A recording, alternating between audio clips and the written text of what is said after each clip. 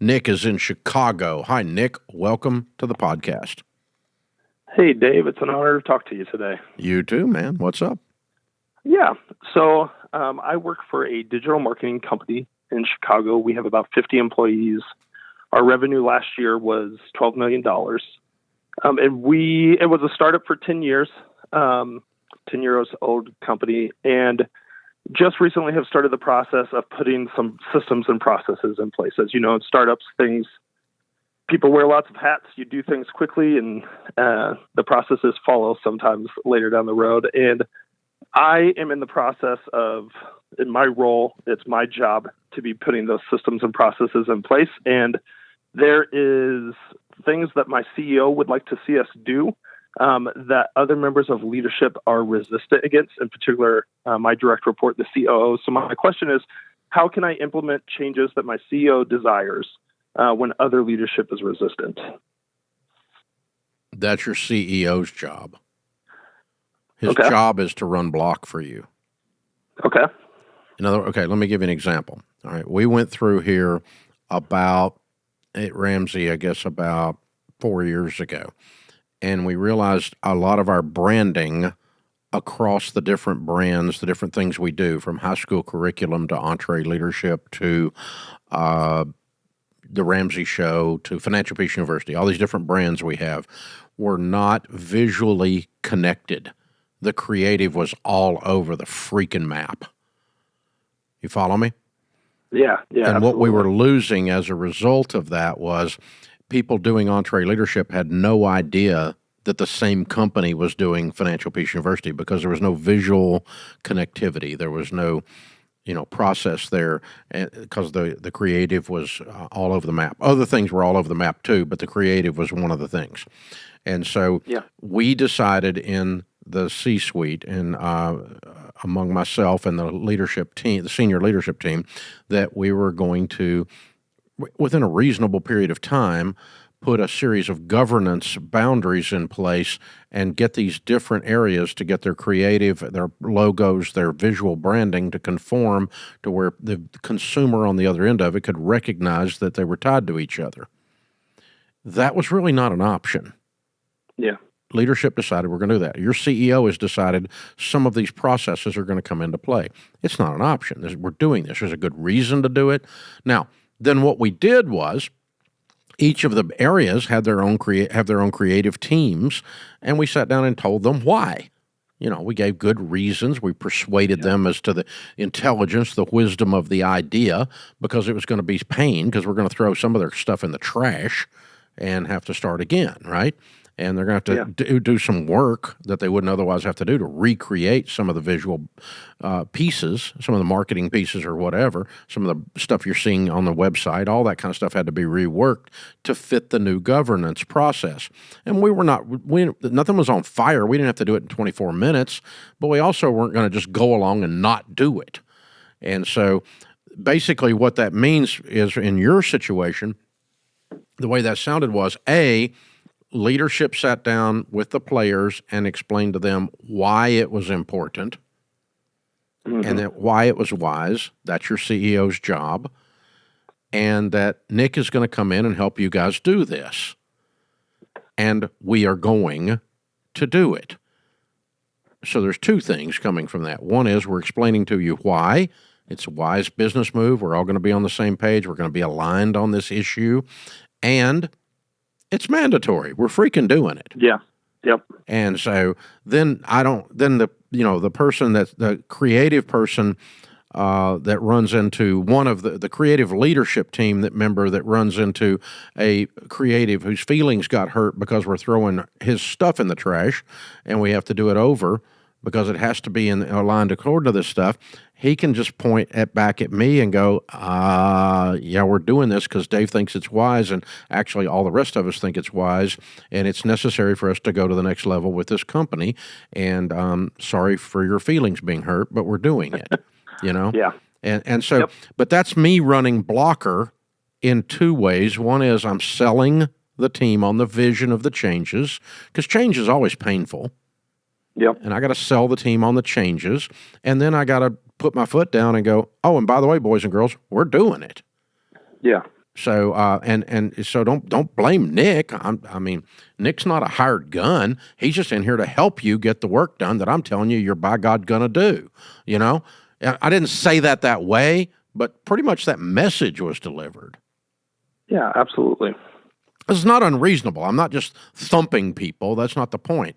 There's a reason, a logical, wise process, business reason that we're going to change this process.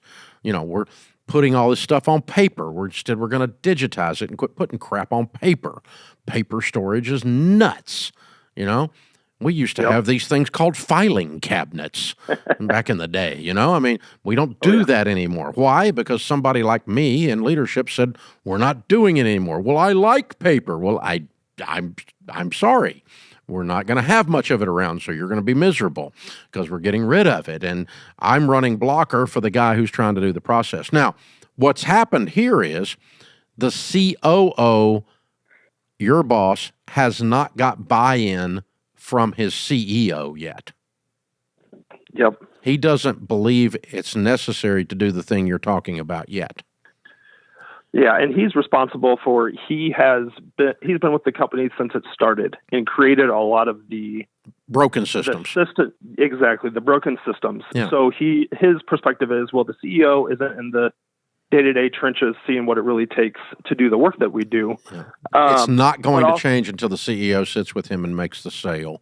He's got to sell his old friend on, hey, dude, you're protecting sacred cows. We hear them mooing in the hallway. Yeah. We're going to put a bullet in these things and have them for lunch. Seriously. There are sacred cows everywhere running up and down the hallway. That's what this is. This is exactly what happens at this Trailblazer stage that y'all are at. You're definitely in the Trailblazer stage. You got a great company, it sounds like. But we've been through, it's a growing pain is what it is. To move from we've always done it that way. Why? We don't know, but we've always done it that way. To move out of the sacred cow into a new process is painful. And it's really painful for the older we are. Like for me, just giving me a new phone pisses me off for about 3 weeks because I can't work the stupid thing. I don't like change, you know?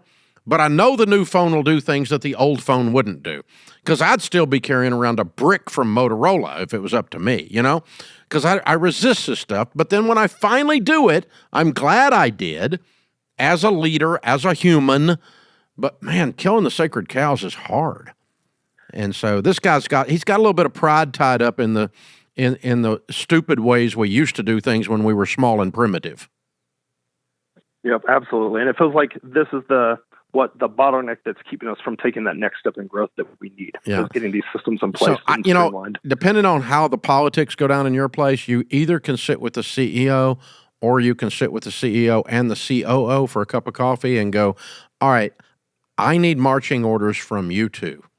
Because, CEO, I hear you saying this, and COO, I respect your heritage here, and you were here back in the day when there wasn't nothing but duct tape and baling wire, and you're the guy. So, and I hear you seeing something different. So I can't do both because they're incongruent. So you guys sit here right now, and let's put our heads together and let's get aligned on what your marching orders are. I will do whatever you two tell me to do. But put it out there instead of these guys triangulating off of you. Yeah, no, I like that. I think that seems like a really good if the step. COO has enough backbone and enough humility that he could sit and have that conversation that I just said with the CEO and you, that's the most healthy way to approach this. If he's unhealthy and toxic, the only way you're left with is to just sit down with the CEO and have the same thing and say, I want to do this. I'm having trouble, and I'm not here to tattle. I'm just asking for direction from you on how I can best lead through this. Yeah. And basically you are tattling. Yeah. But that's okay. I mean, you're doing it up. You're speaking up, not out. You're not out in the coffee break room going, these two bozos can't get their act together and I can't do my job. Now that's gossip and I'd fire your butt for that. Understandable. Yeah.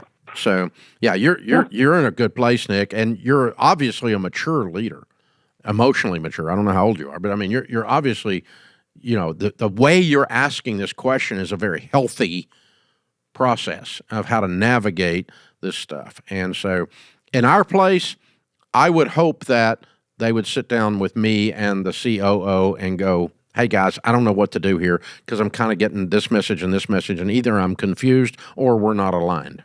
So what is it? You guys just let's talk it through right now so y'all can give me marching orders, because I'm willing to do whatever you want me to do. I thought I heard you saying this, and then I heard you say this, so I'm confused. Help me with this. Let's get aligned. And that's what I would hope we could do. And then me and the COO may have an argument in front of you here at that point. We may argue about it, because we argue about everything here. It's part of how we process stuff. We're hillbillies. We fight first, ask questions second. So that's okay. It's just it's a decision-making paradigm for us, and it works good. Hey, sounds like you guys got a great company, Nick, and what you're experiencing are very normal growing pains. When you're at the Trailblazer stage, shooting the sacred cows in the hallway is a big deal, and it's hard to do because some of us take great pride in the old ways. You don't want to abandon the old ways. But yeah, you really need to in a lot of cases. So we don't worship processes here. People who worship processes are bureaucrats. We work on principles. Principles don't need to change. Processes have to change all the time because there's a new technology every 26 seconds, and you got to change with it. There's no way around it. Sounds like you guys got a great thing going. Well done, well done, well done. Love it.